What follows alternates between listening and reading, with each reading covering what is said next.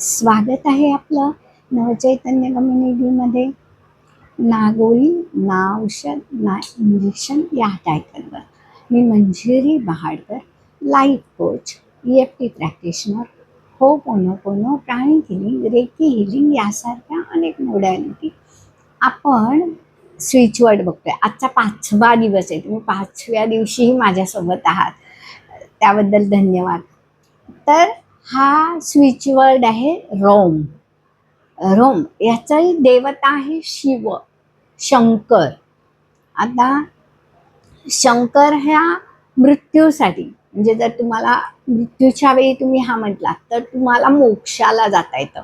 दुसरं, जुना आजार बरा करण्यासाठी, किंवा आता काहीच होत नाहीये, सगळीकडून हातपाय मारून गेलेत, अशी वेळ आली तरीही तुम्ही हा स्विचवर्ड म्हणू शकता. हा स्विचवर्ड तुम्हाला जीवनातलं सत्य उघडून देईल. तर काय करायचंय? नेहमीप्रमाणे शिवाला अभिवादन करायचंय, बोलवायचंय समोर. इमॅजिन करायचं की शंकरजी आपल्या समोर आहे. आपलं काम सांगायचंय आणि तुझ्या कृपेने हे माझं काम होणार आहे. समजा मला दीर्घ आजार आहे, तो कोणता आजार आहे ते सांगायचं. आणि आपल्या नाभीजवळ नेहमीच्या मुद्रेमध्ये बसायचं.